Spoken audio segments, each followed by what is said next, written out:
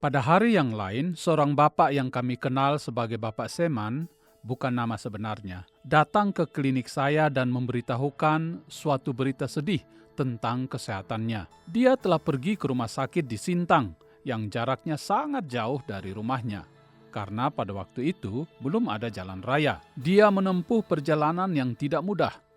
Dokter di rumah sakit mendiagnosa adanya kanker di tubuhnya dan dia perlu dioperasi. Tetapi para perawat berkata kepadanya, jika dia dioperasi, ia akan mati. Karena itu, ia kembali ke rumah dengan sedihnya dan datang kepada saya meminta untuk disembuhkan. Saya berkata kepadanya, saya tidak dapat menyembuhkan Bapak, tetapi saya dapat memberikan obat untuk menghilangkan rasa sakitnya.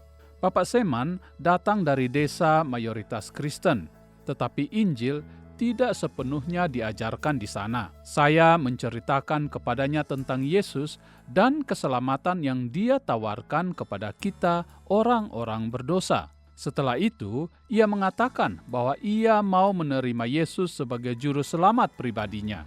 Ia menanyakan kepada saya bagaimana doa seorang pendosa dan ia akan mengikuti saya berdoa. Bapak Seman kemudian sering datang ke klinik saya untuk meminta obat. Apabila ia tidak dapat datang, maka saya mengunjungi dia ke desanya. Saya sering merasa ragu apakah ia benar-benar sudah diselamatkan.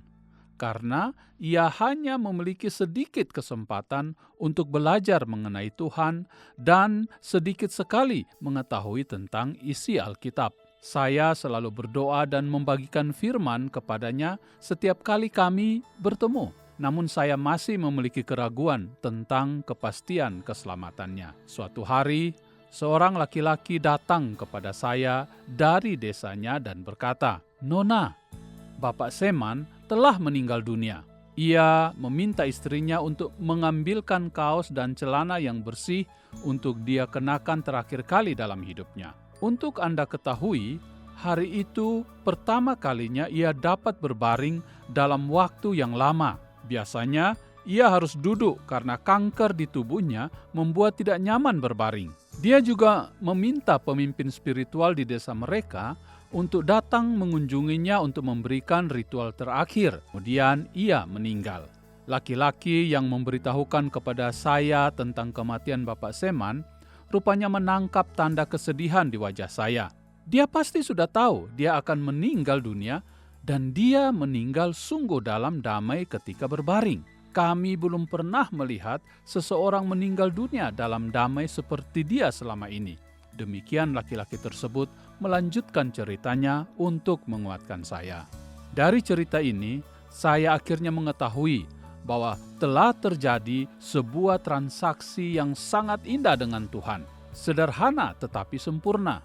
Bahkan sampai saat ini, ketika saya menulis kisah ini, air mata saya masih mengalir turun ke wajah saya. Betapa kita memiliki juru selamat dan Tuhan yang indah, penuh kasih, penyayang lebih dari yang kita mampu pikirkan.